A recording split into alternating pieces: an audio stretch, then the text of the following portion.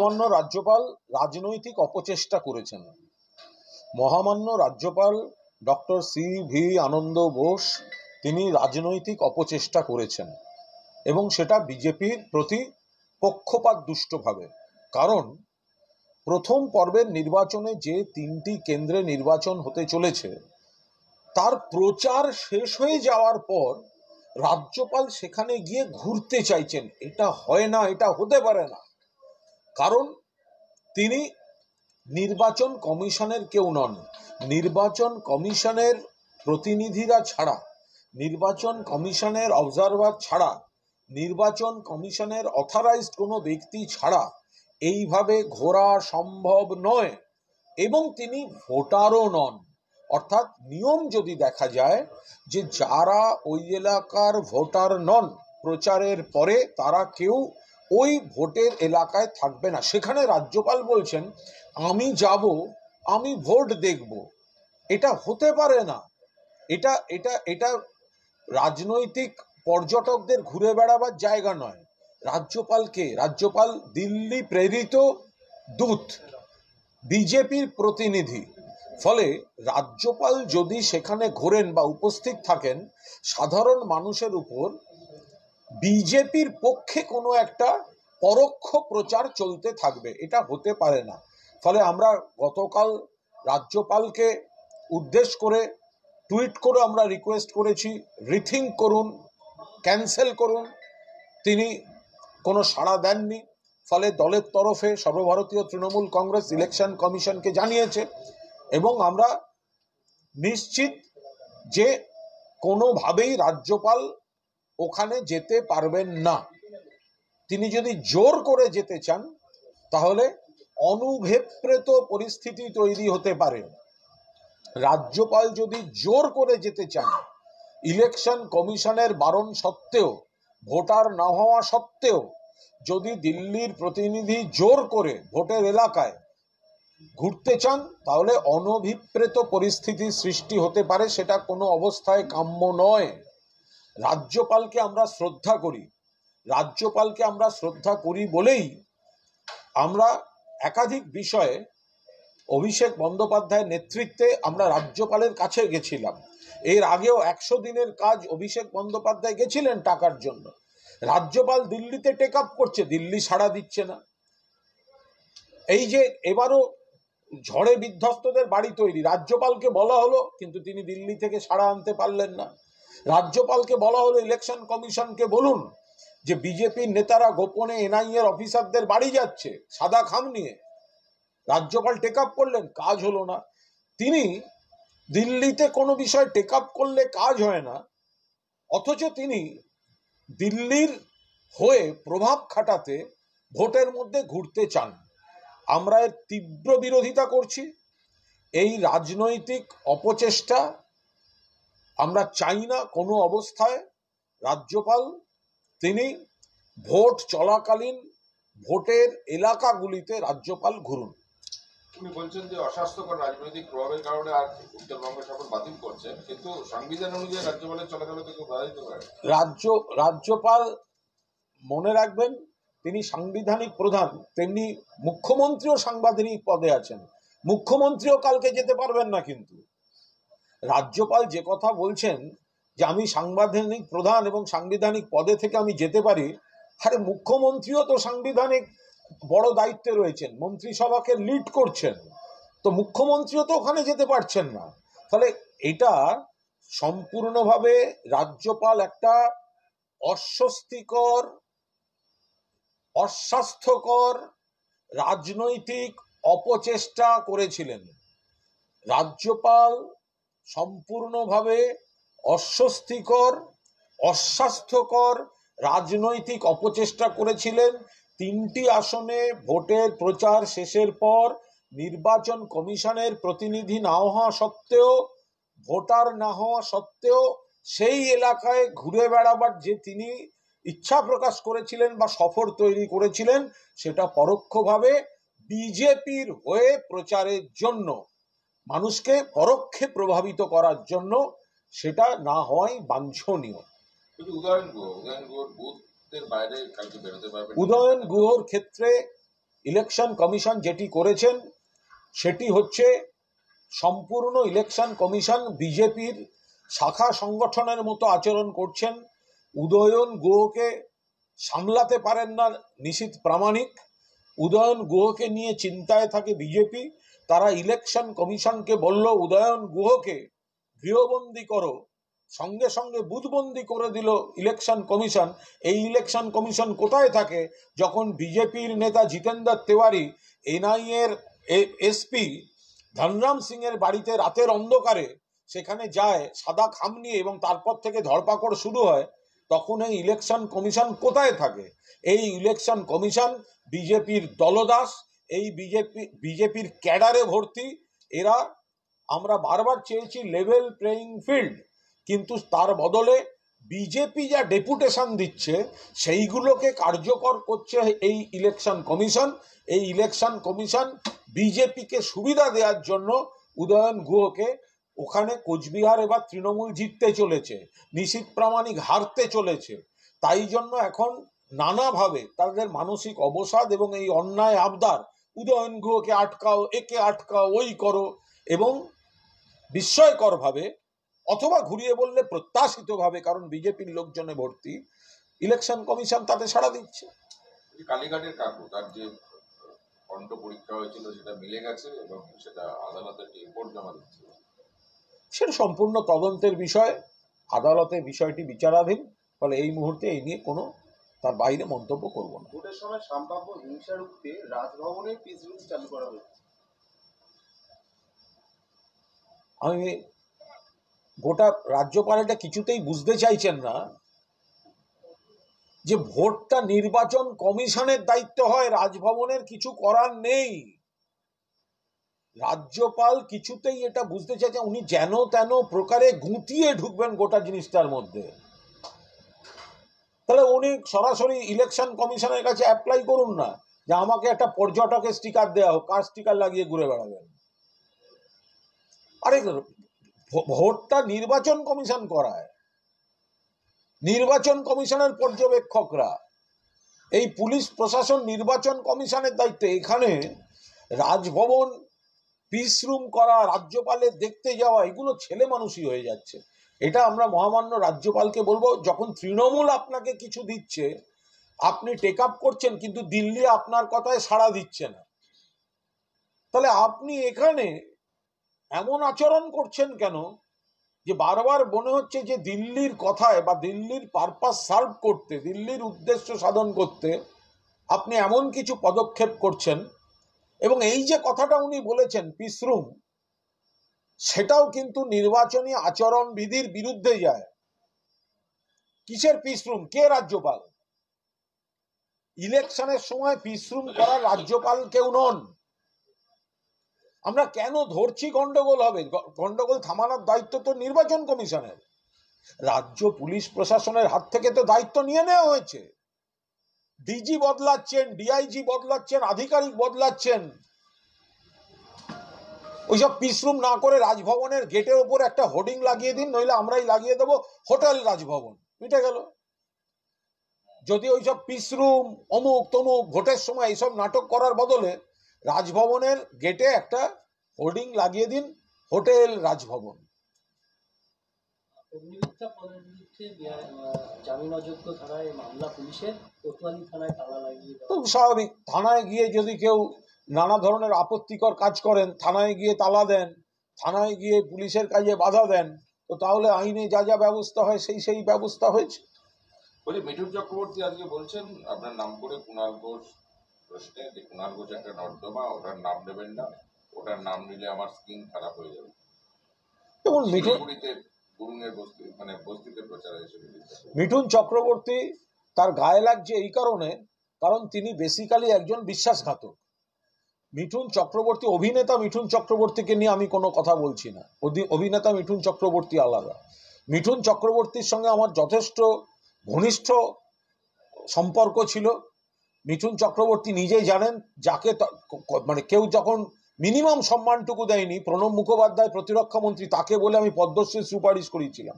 সেটা মিঠুনবাবু পাননি, সেটা আলাদা কথা, কিন্তু এই কুণাল ঘোষ তাকে পদ্মশ্রীর সুপারিশ করিয়েছিল। 2011 সালে যখন মমতা বন্দ্যোপাধ্যায়ের সঙ্গে মিঠুন চক্রবর্তীর দূরত্ব, কারণ মিঠুন চক্রবর্তী নন্দীগ্রামে সিপিএম কে সমর্থন করেছিলেন, গণহত্যাকারী হারমাদদের সমর্থন করেছিলেন।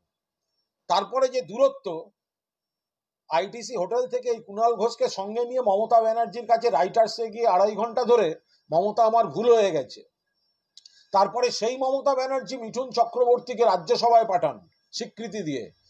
মিঠুন চক্রবর্তী মাঝপথে সেটা ছেড়ে দেন কেলেঙ্কারি থেকে বাঁচতে, এবং তিনি বিজেপিতে যোগদান করেন।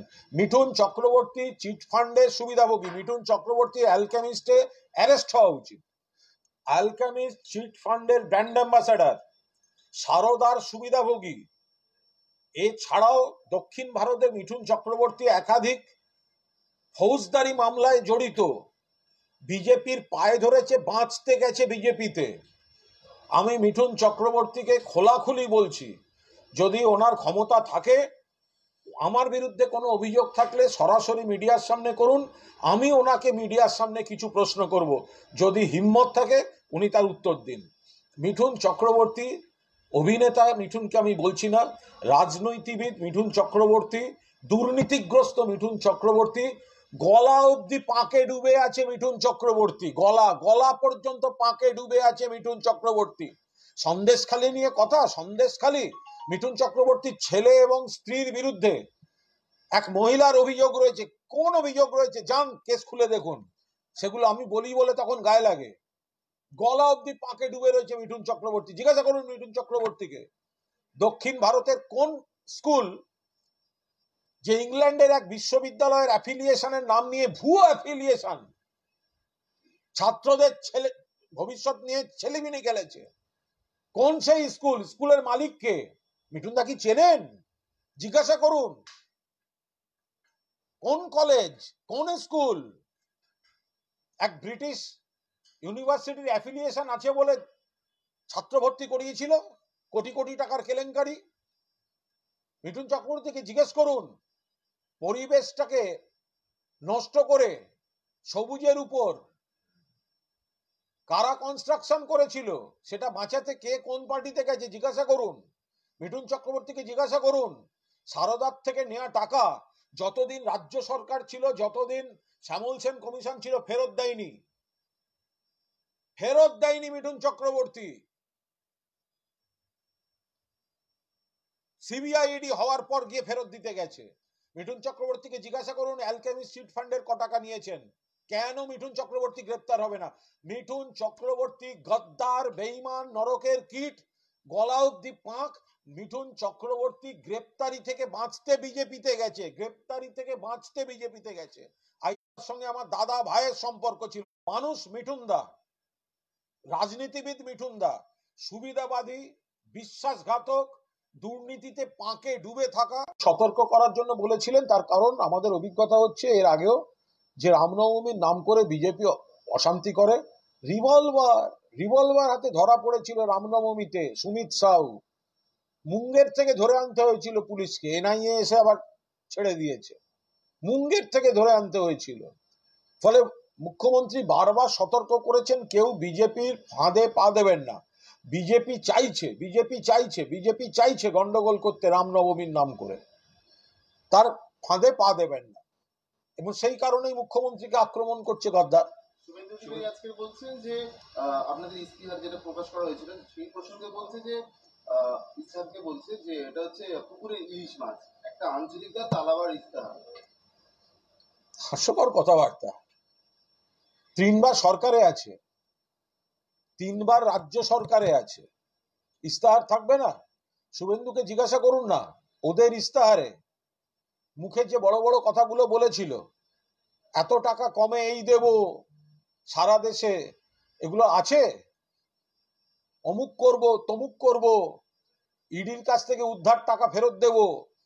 নরেন্দ্র মোদী আর বিজেপি নেতারা মুখে মানুষকে যত ভাওতা দিয়েছে, বিজেপির ইস্তাহারে সেগুলো দেখা যায়নি। যা যা করে দেব বলেছেন সেগুলো দেখা যায়নি।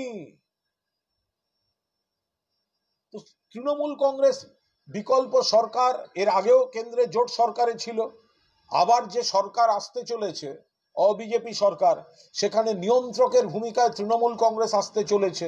বাংলার মানুষের জন্য, দেশের মানুষের জন্য তৃণমূল কংগ্রেসের স্কিমগুলো বাংলায় হয়, সারা দেশের অন্য রাজ্য সেগুলো নকল করে, কন্যাশ্রী থেকে লক্ষ্মীর ভাণ্ডার অন্য রাজ্য নকল করে। তো সেই জন্য দেশবাসী চাইছে তৃণমূলের মডেলগুলো, তৃণমূল ইস্তেহার করেছে। বলছি, শীতলকুচিতে অস্ত্র হাতে ভোটারদের ভয় দেখানোর ঘটনা, সেই ভিডিও বিভিন্ন জায়গায় ভাইরাল হচ্ছে।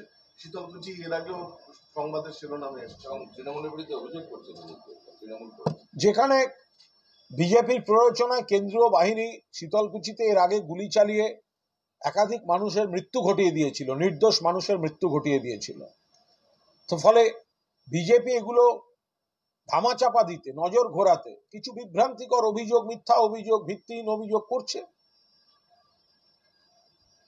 বলছি যে শুরুতে আরেকটা অভিযোগ করছে যে বিভিন্ন জায়গায় যেমন হচ্ছে এগরাতেও রামনবমীর মিছিলের ওপর হামলা হয়েছে এবং এইসব ঘটনায় নির্বাচন কমিশনে মানে আমাদের ইলেকশন আমাদের রাজ্যপালের কাছে কমপ্লেন করছেন উনি, যাতে এনআইএ তদন্ত হোক তার দাবি করছে। কোন এনআইএ? যে এনআইএ এর বাড়িতে শুভেন্দু অধিকারীদের নেতা যান, যে এনআইএ এর এসপির বাড়িতে শুভেন্দু অধিকারীদের নেতা রাতের অন্ধকারে গিয়ে দেখা করে সাদা খাম নিয়ে যায় আর ফাঁকা হাতে বেরিয়ে আসে, আর তারপর সব ধরপাকড় শুরু হয়, তো সেই এনআইএ, সিবিআই, কেন্দ্রীয় এজেন্সিগুলো তো বিজেপির দলদাস, বিজেপির শাখা সংগঠন। সেই জন্যই কথায় কথায় এনআইএ চাই, এই চাই, ওই চাই, সেই চাই বলে। এনআইএ এর অফিসারদের সঙ্গে তো ওদের গভীর আঁতাত রয়েছে, ইলেকশন কমিশনকে বললেও তো ব্যবস্থা হয় না। সেই জন্যই মুখ থেকে এনআইএ বেরোচ্ছে যে বিজেপি দিয়ে হচ্ছে না, তাহলে এনআইএ। দুটো তো সমান মুদ্রার এপিট ওপিট, যা বিজেপি তাই কেন্দ্রীয় এজেন্সি। এগরাতেও মিছিলে হামলা হয়েছে। এগুলো বিজেপি বিভিন্ন জায়গায় প্ররোচনা দিচ্ছে, গন্ডগোল করে। বিজেপি বুঝতে পারছে এবার 30 থেকে 35টা আসন তৃণমূল কংগ্রেস পেতে চলেছে, ফলে এখন থেকে নানা ধরনের নাচতে না জানলে উঠোন বাঁকা এইসব নাটক, এইসব অভিযোগ শুরু করেছে। আসানসোলের একটা বিজেপি কর্মীর বাড়িতেই বিস্ফোরণ হয়েছে, মানে রামনবমীর আমরা বলছি তো যে জিতেন তেওয়ারির জেলায়, জিতেন তেওয়ারির এলাকায় এই ঘটনা ঘটেছে। যে জিতেন তেওয়ারি রাতের অন্ধকারে এনআইএ, যারা এইসব বিস্ফোরণের তদন্তে যাদের দায়, সেই এনআইএ অফিসারের বাড়িতে প্যাকেট হতে ঢোকে, তারপরে কোনো ব্যবস্থা হয় না।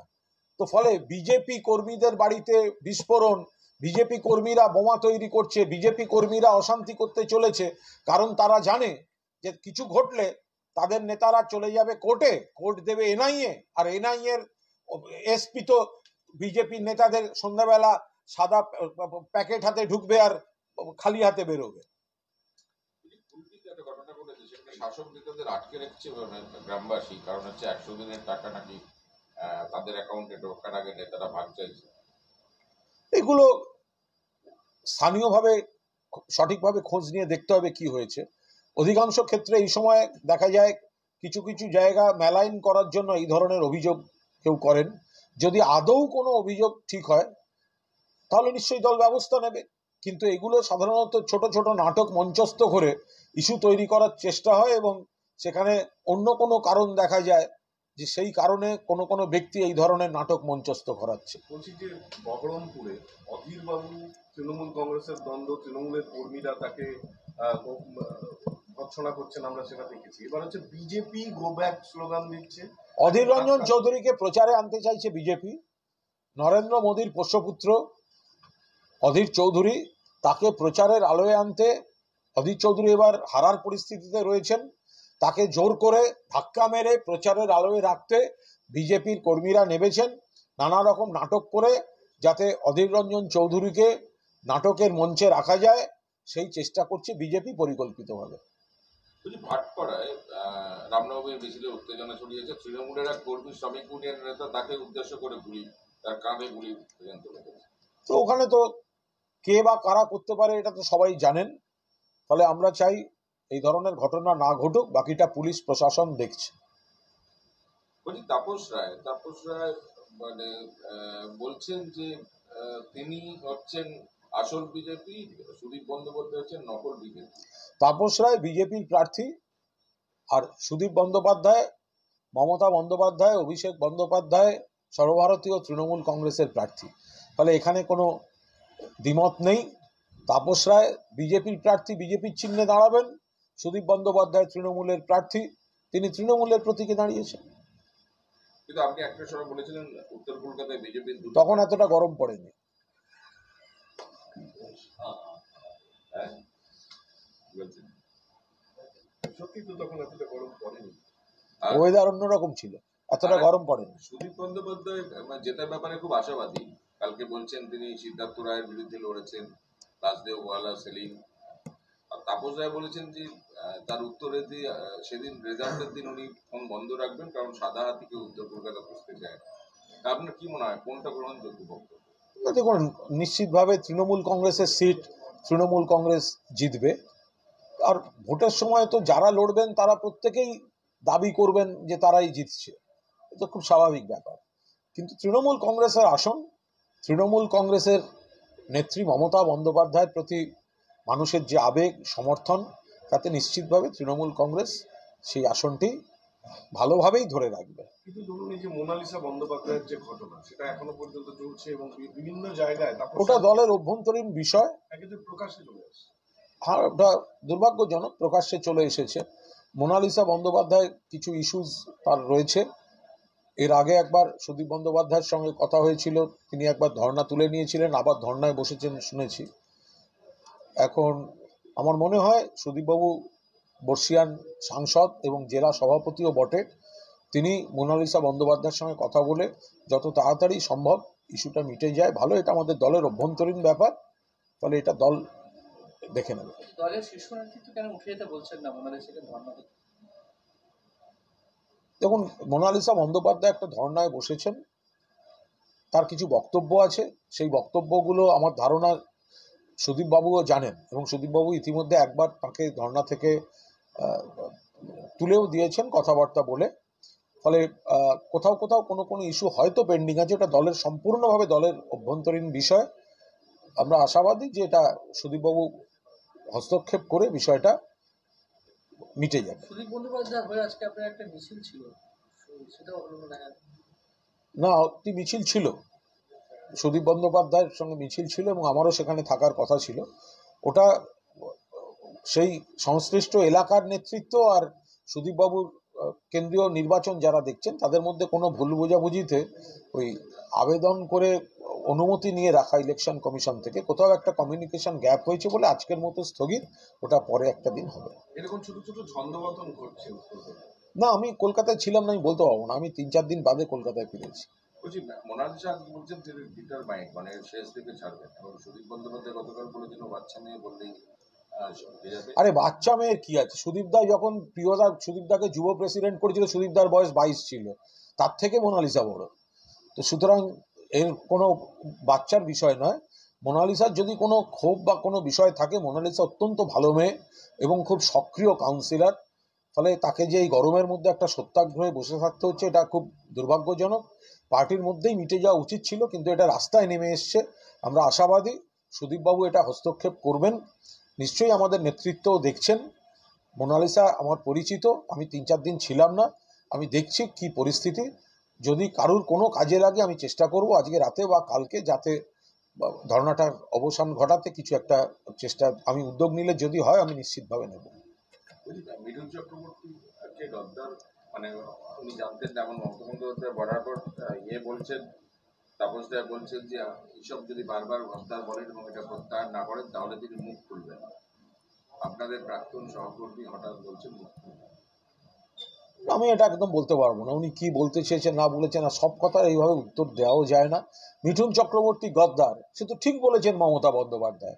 যে মিঠুন চক্রবর্তী সিপিএম ঘনিষ্ঠ, নন্দীগ্রামে গণহত্যার পরেও সিপিএম এর মিছিলে পা মিলিয়েছিলেন, সেই মিঠুন চক্রবর্তী পরিবর্তনের পর কত বড় ধান্দাবাজ হলে হয়।